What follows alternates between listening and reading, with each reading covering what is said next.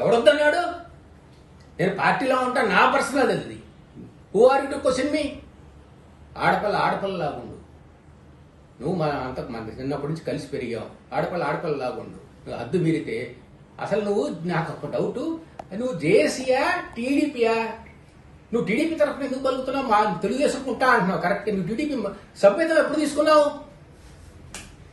నా చూపించమ్మా, ఒక ప్రసాద్ చూపించు, నీ సభ్యత్వం ఏ రోజు తీసుకున్నావు?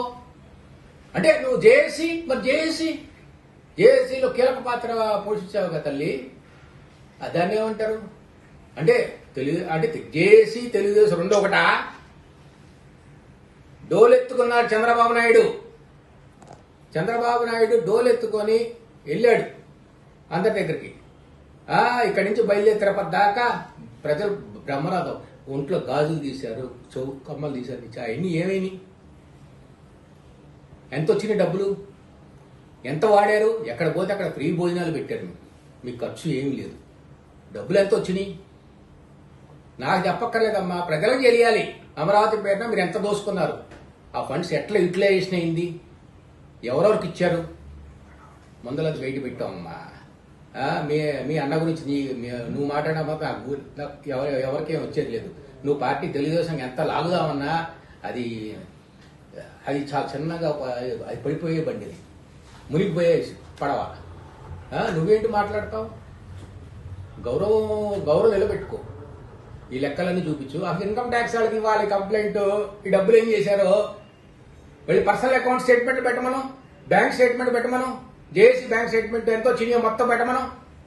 ఆ డబ్బులన్నీ ఎక్కడ వేసారు, ఎవరి డిపాజిట్?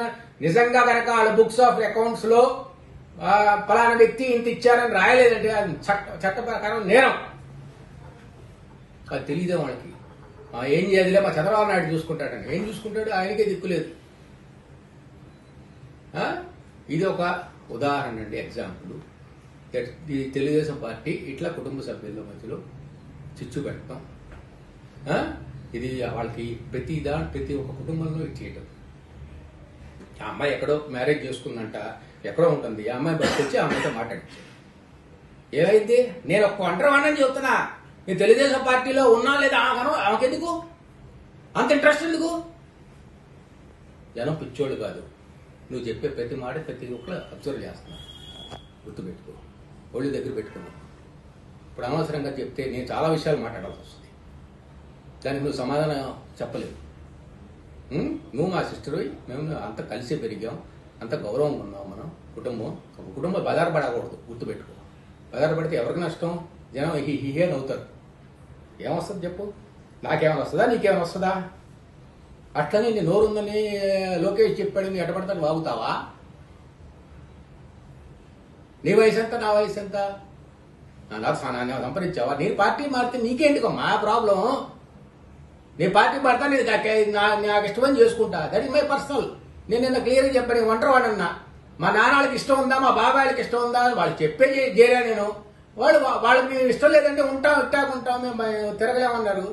వాళ్ళ ఇష్టం అది. వాళ్ళు తెలుగుదేశం పార్టీ ఇష్టం ఉందా, ఇష్టం లేదా నాకు అనవసరం. This is my independent decision. Do you have any problem?